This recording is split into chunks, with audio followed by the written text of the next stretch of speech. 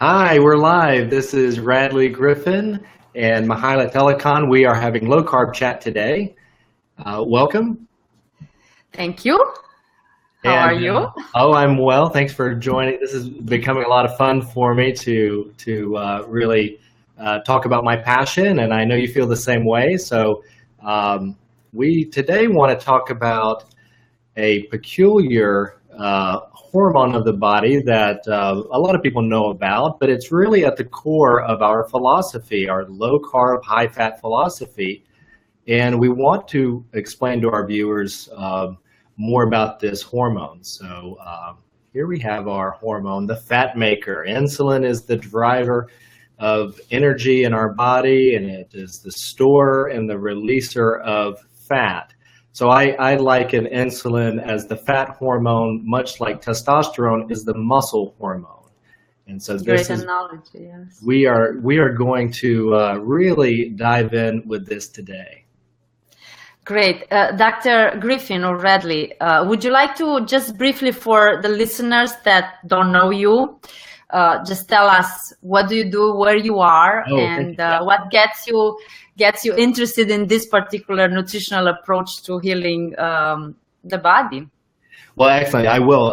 My name is Radley Griffin. I am a family practice physician in Tampa, Florida, and I practice in a concierge style practice, which really affords me the opportunity to spend a lot of time with my patients, coaching them, helping them understand disease and how to prevent disease, and recognition of these diseases well before they actually present themselves. So we really focus on prevention in our practice. And interestingly, my degree is in nutrition. But I can't say the concepts I'm preaching were preached to me when I was getting my degree in nutrition. And it's really sad to say I was taught very little, if no, nutrition in medical school. So I'm inspired by my patients. My patients, I want to take good care of them, and I want to give them the best advice I possibly can. And I love seeing results with the techniques that we're going to talk about more and more. And so that's my background. Great.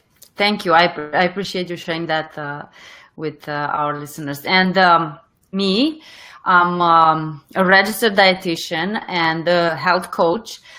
And just like you in your undergrad or your first studies in nutrition, I didn't learn much if at all about the low carb. We learn in school that ketones are dangerous and it's not a desirable state to be in.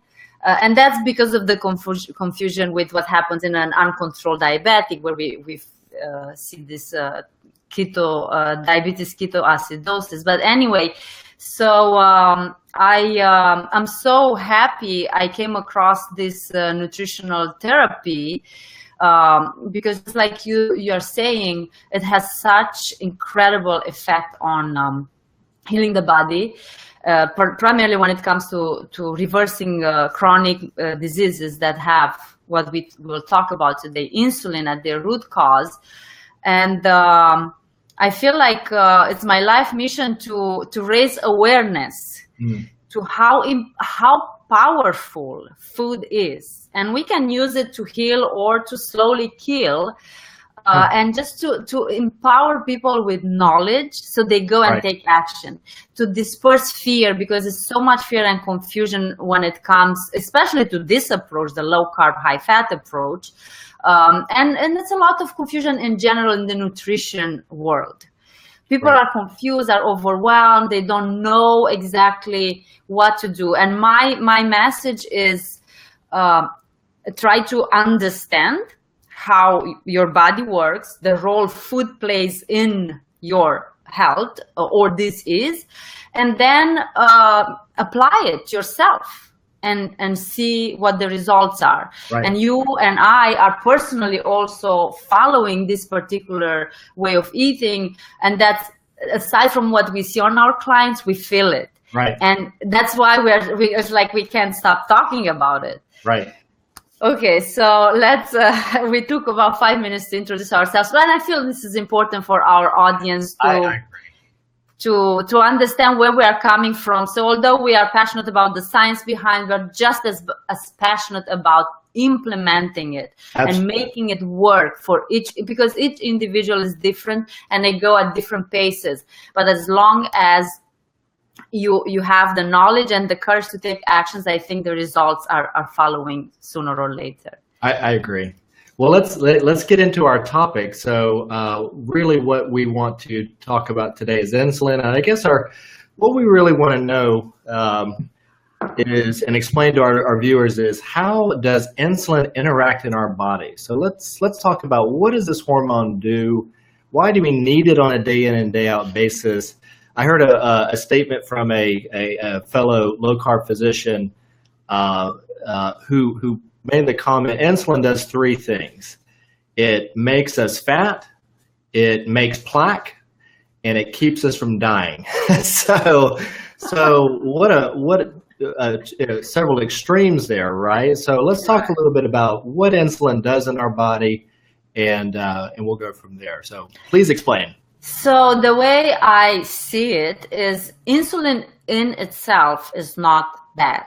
Right. Too much insulin chronically, like all the time, having elevated levels of insulin in your blood becomes a problem. Right.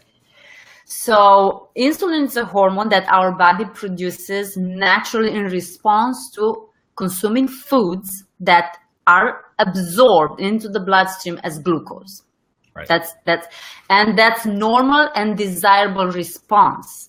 If we look at the type 1 diabetic that cannot produce insulin, we see that if insulin is not injected, they actually can die. Right. It's not compatible with life. So it's not to blame insulin. What we want to blame is the amount we find at any given time in our blood. Right. So probably our listeners are wondering, what are the foods that when we consume absorb in our blood as glucose?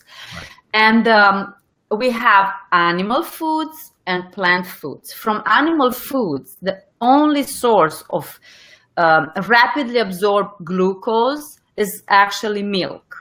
Milk has this sugar called lactose, and many people are familiar with it. Probably some of our listeners have even lactose intolerance. They can't tolerate milk. They don't have the enzyme that helps it digest it properly, so they have gas and diarrhea and such like symptoms. So lactose is the glucose or the sugar in animal food. So we find it in milk, to some degree to yogurt and kefir and other fermented dairy products, but not as much because the bacteria are consuming that right. sugar. So unless it's the store-bought yogurt that comes with added sugar, I'm not so concerned about consuming yogurt as I am about consuming milk. Milk you drink milk, it raises the sugar very quickly. In fact, it is used in classic diabetes, hypoglycemia intervention. Right. You give the patient milk or orange juice to immediately raise the blood sugar to safe levels, and then you follow up with a meal, like the 15-15 rule. I'm not gonna. Yeah, in the hospital, we would actually give the patient skim milk, which is so right. interesting. So right, because there's no fat. When we talk about fat and carbs, and we can bring in the glycemic index and glycemic load, which I don't even want to explain because it's so confusing and it really has no relevance right. once you start eating the way we are explaining here, the low carb.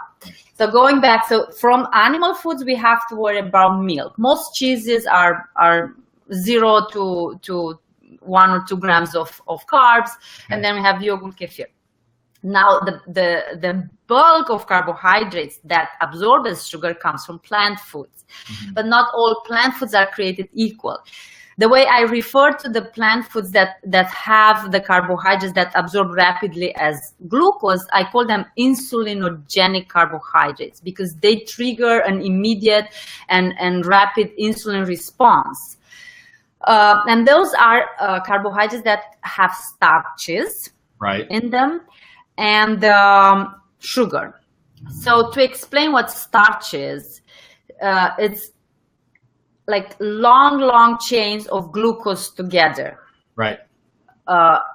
Sugar is only 2 molecules of sugar, of monosaccharides together, like glucose and fructose. Right. When you say starch, it's like 100 molecules of glucose together. So people think, oh, if I eat oatmeal in the morning, to give an example, I'm okay because it's a whole grain and it's fine. But oatmeal and donut, it's kind of the same thing in terms of how it eventually absorbs. Or I should use as the example even table sugar, because in the end they all end up in the bloodstream as glucose. And when the amount of glucose in the blood starts to rise, body will produce insulin. The more and more rapidly glucose enters the blood, the more and the higher the amount of insulin the body has to respond with to bring that glucose back down to safe levels. Right. Because just like insulin, it's not a problem unless it's too high, glucose in the blood is not a problem unless it's too high or too low. And with the too low, we have a caveat in there that we'll talk about later maybe. Right. So the foods that require an insulin response are mostly plant-based and starches. So now when I say starches, you can think grains. Right. And when I say grains, is wheat and everything that's made out of flour. It's rice, whether it's white or brown. Brown rice, because of the fiber, will absorb a little bit slower, but nevertheless, it will require insulin for metabolization of glucose. Oats, rye, barley, kamut, quinoa. Quinoa is not even a grain, it's a pseudo grain, but it's popular because of the gluten-free. Many people follow a gluten-free plan, so they do quinoa and millet and amaranth. Those are all alternatives to grains that are gluten-free, but still they have this starch, these many glucose molecules that will be broken down to single glucose that gets into the bloodstream. So that's the big chunk of grains. Then we have the chunk of starchy vegetables. Usually we find them growing in the ground. Potatoes, sweet potatoes. Above the ground would be the green bananas or the plantains. Yucca, which is back in the ground. I'm jumping the way they come to my mind. Winter squashes, they're also starches, like pumpkin, butternut squash. Spaghetti squash has less of all the winter squashes, is the least high in carbohydrates, actually. Right. From an acorn squash is all in there. So those are your starchy vegetables. And then we have the legumes. People are kind of thrown off by what? Legumes like beans and lentils and garbanzo. Yes, they are more of a complex food, meaning that they have protein and they have carbs as starch, as well as more fiber. And I'll explain what fiber is. But nevertheless, they do have starch. So the body will respond with insulin upon consuming any of those, any type of dry bean, any type of lentil, and there's so many, or green peas, chickpeas, the one that's used for hummus. So those are also insulinogenic. The way I like to give examples to people how they know, because we can talk about carrots and beets, which are non-starchy, they grow in the ground and they do have more of the insulinogenic sugar or carbs, depending on if we eat them raw or cooked or we juice them. Mm-hmm. When we juice them, very rapid absorbed sugar because we remove the fiber. When we eat them, sorry? So V8 is not a terrific juice for our patients, is it? As far as I'm concerned, I don't encourage any juice because it's just a concentrate of, it has vitamins and minerals, but it's a concentrate of sugar. We take the fiber away and we end up eating the equivalent of pounds of carrots or oranges or whatever we squeeze fresh. Right. It has the value of the fresh, and there's situation and when someone can benefit from juicing. But by and large, as long as you can chew and you have good gut, I encourage, if you eat anything from that family, like fruit or carrots or beets, it's better to chew on them. And then cooking also releases a little bit more of the sugars in carrots or in beets. But nevertheless, they are not the starchy type. So what I tell people, if you have to cook it, if you cannot eat it raw, it has starch. It's the kind of a carbohydrate that you're better off putting it aside. And I didn't give as an example here corn, which is also popular and is found in many products because it's gluten-free. Right. But corn is high in starch, so when it's fresh, it's more like a starchy vegetable, and when it's dry, it's almost like a grain. So it's kind of in between. People are confused about corn, but corn is not your vegetable that will not, your body will not respond with insulin. So to recap, carbohydrates found in plant foods that your body will respond with insulin upon consuming it are our grains, starchy vegetables, legumes. Then we also have fruits, and people are in shock when we talk about, what, fruits? You mean fruits? I can't eat fruits.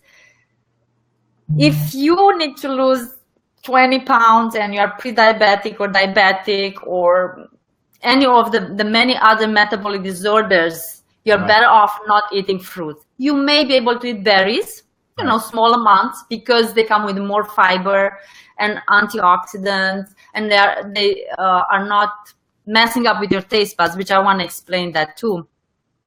But by and large, fruits are insulinogenic. And with fruits fruits have glucose and fructose, which are not bound together, so they're easier absorbed. Right. However, glucose raises insulin, leads to fat storage and all the problems related to that. Fructose doesn't require insulin, but fructose is shuffled straight to the liver and is metabolized as fat.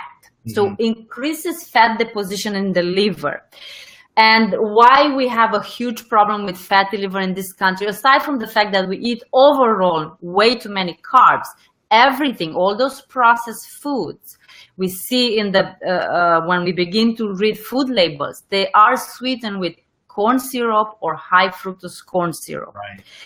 And that's a huge contributing factor to the obesity problem and the fatty liver and rising triglycerides. So the first thing one needs to do if they have any of these issues is fructose out, including coming from fruits and alcohol. Alcohol and fructose, they kind of do the same thing in the liver. They're metabolized as fat. We can talk about alcohol another time. Yeah. So those are the foods really: milk, fruits, starchy vegetables, grains, and legumes. And sugar, like of course. We hope. Right.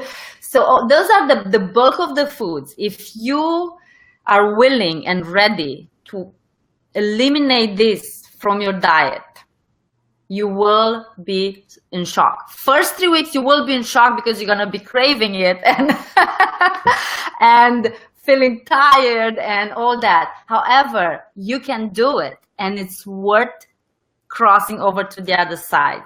And I want to say a word about the taste buds. When we eat all the time foods that are sweet, the taste buds are accustomed to that, and we crave from a brain, like from a biochemistry brain perspective, as well as the taste buds want the sweet taste. So why I don't encourage artificial sweeteners or non-caloric sweeteners, even like stevia or erythritol and all these substitutes, is because they will continue to stimulate your taste buds for sweet, and you will always going to crave sweets. Right. There's no question about it.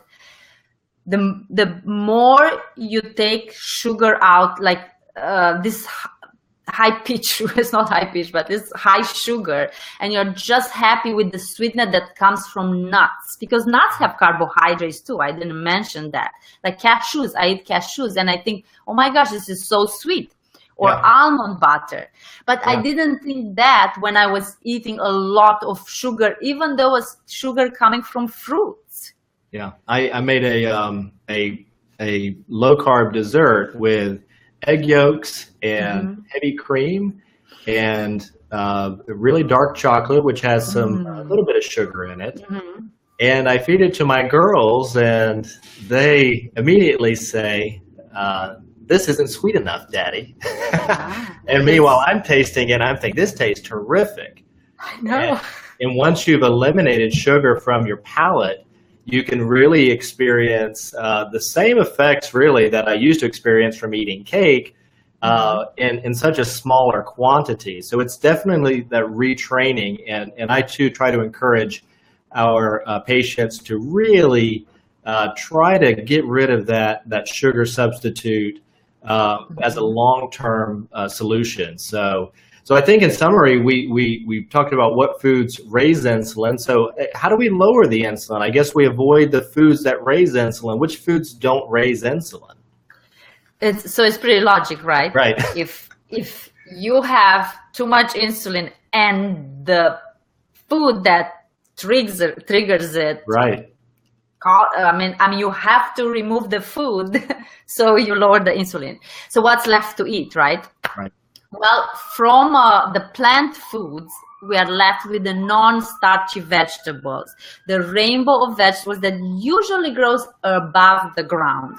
And you have everything from the cabbage family, all the green leafy vegetables, kale and arugula and dandelion and all the herbs and the collard greens and the beet greens and the okra and eggplant and cucumbers, even tomatoes. Again, if they're raw, they're not so sugary like. Right.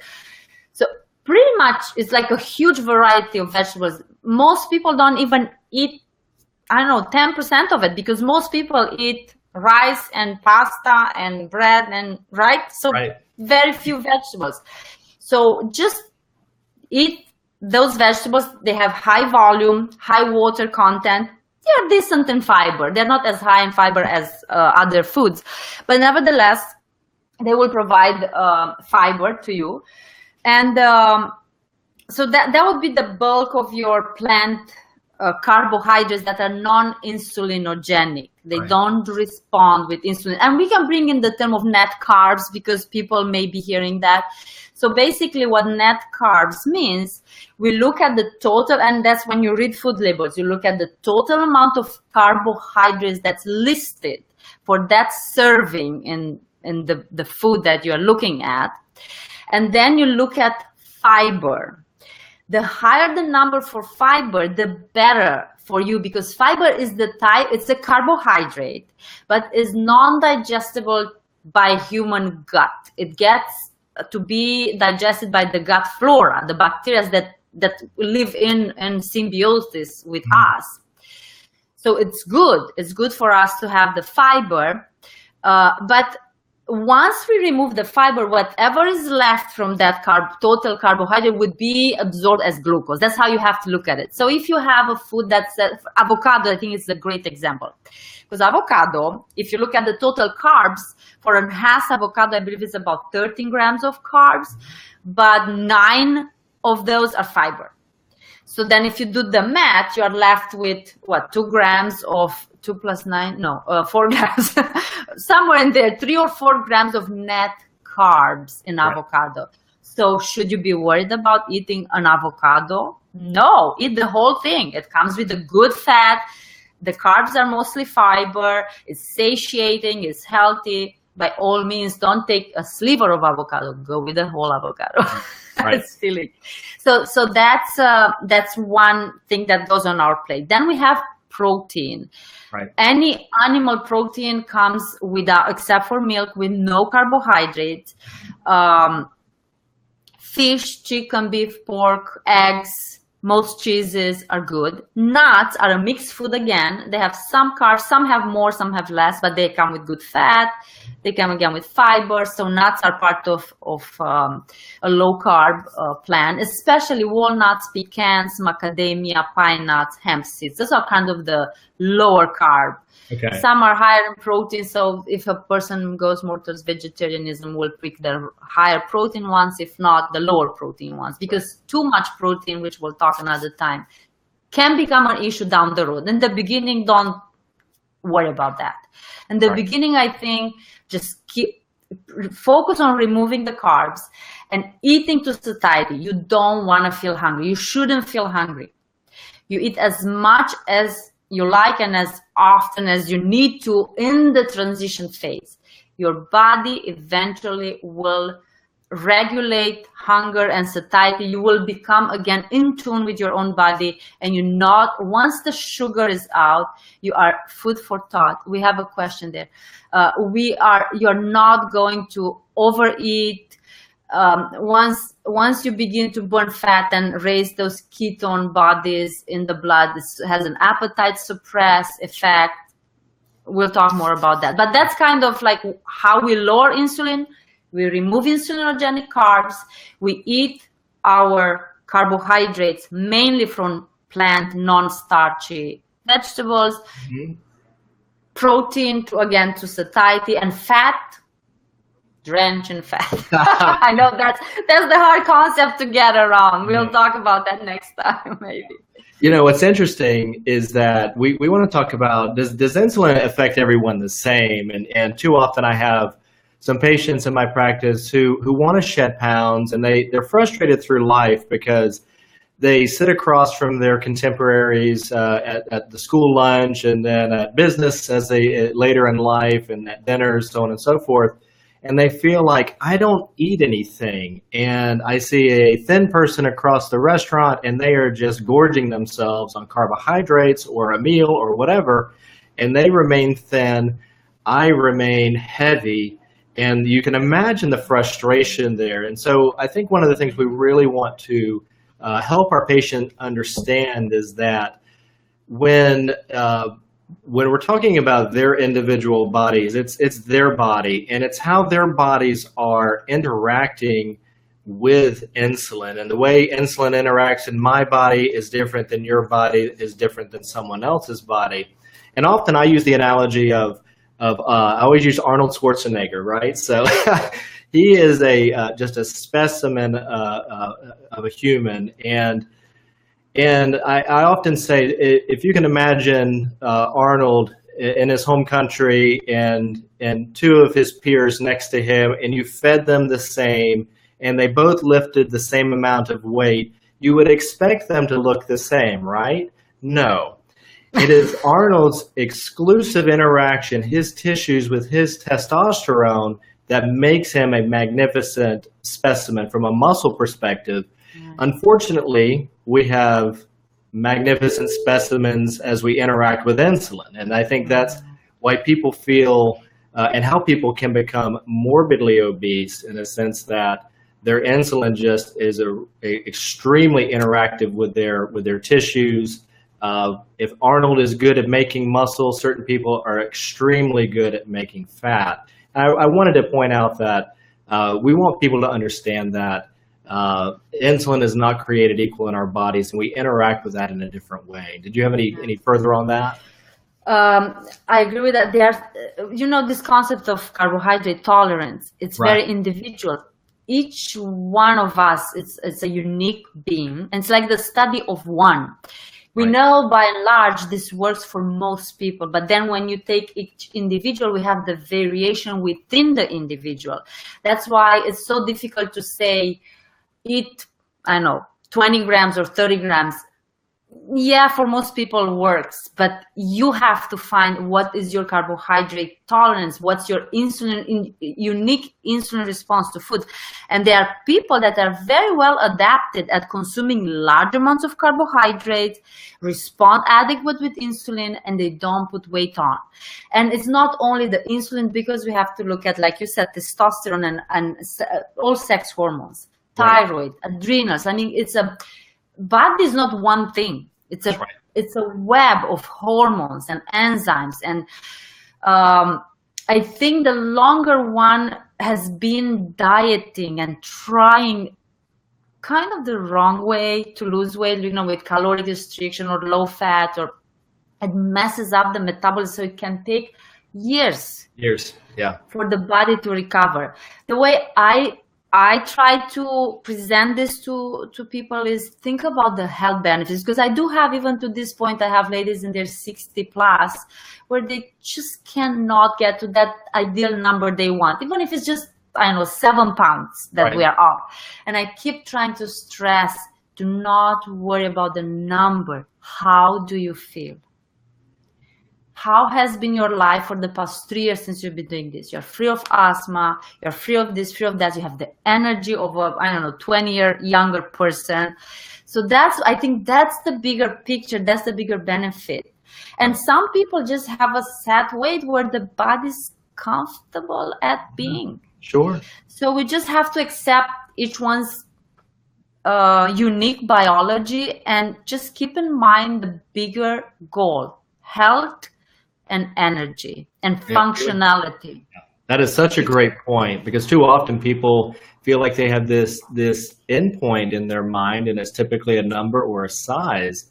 And I love that you mentioned that about really, because isn't that really what this is about too? When we're eating and eating healthily, it's listening to our body.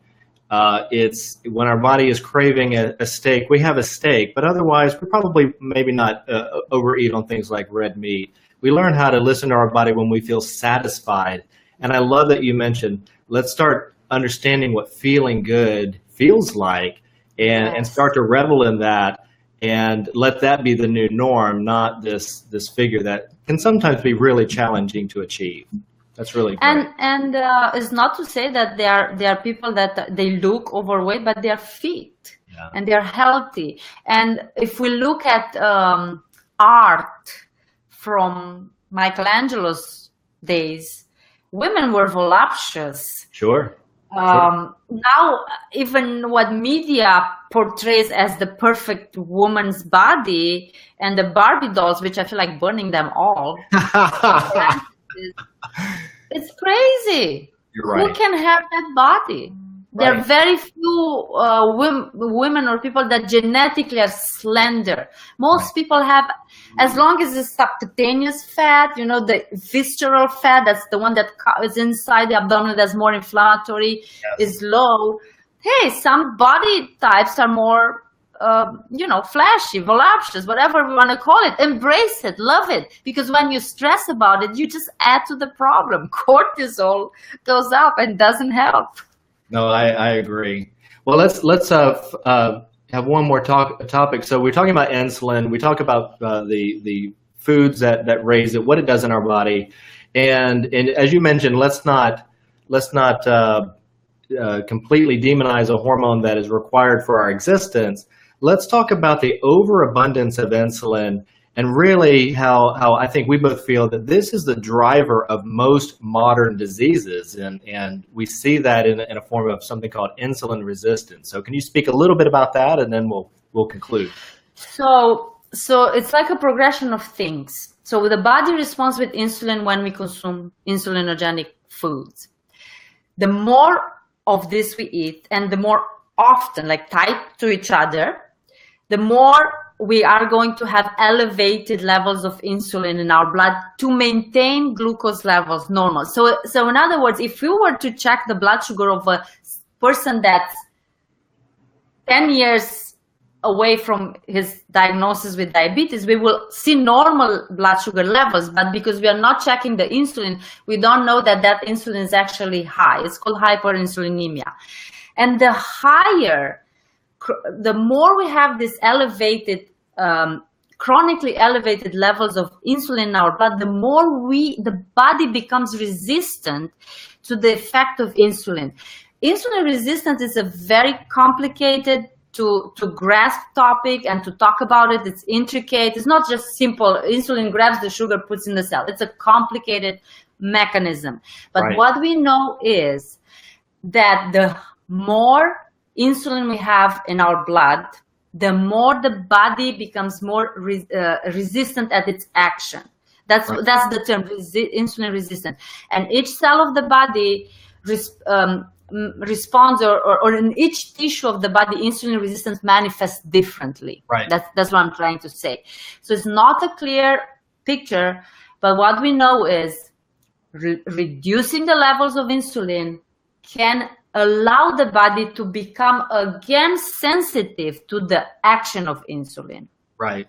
And that's a great explanation. And what I think is interesting is I'm going to ask you in a second about lab testing, but for our viewers out there to understand if we're actually developing insulin resistance, a lot of times we have to just simply look at our waistline of where it was and where it's been going to, and we don't need to necessarily go to our physician and ask them to check our insulin levels, because we already have the proof.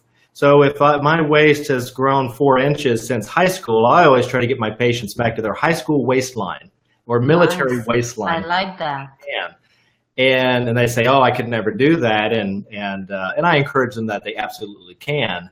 But that is obviously one of the better indicators that someone is consuming too many carbohydrates, storing them as fat, and developing potentially insulin resistance. But that being said, if you're advising because on my patients, I check insulin levels, I check an insulin resistance score, I check the hemoglobin A1C, which is our 3-month blood sugar average, and a whole host of other items. I mean, that's for my patients, but I would say the family practitioners, by and large, are not yet checking these things, and maybe they will one day. But what would you advise our viewers to go ask their physician when you're counseling? What would you tell them to ask their physician from a blood work testing perspective? Pretty much everything you mentioned: fasting blood sugar, hemoglobin A1C. This is half the picture, right? Because it's only what's in terms of glucose in the blood, but we need the other half, insulin and glucose, how the body responds with insulin to the glucose. Right. So fasting insulin, if they're willing to, would be nice if we could do Kraft's testing, but I still can't do that in my practice. You can't? I mean, it would be very difficult to implement, even in my practice where we have a lot of time, a lot of one-on-one. To do that 5-hour type insulin testing it could be done, but it would be very challenging. But nevertheless, that's the gold standard, because then we see how the body responds to the carbohydrate to it in terms of glucose in the blood and insulin response to it.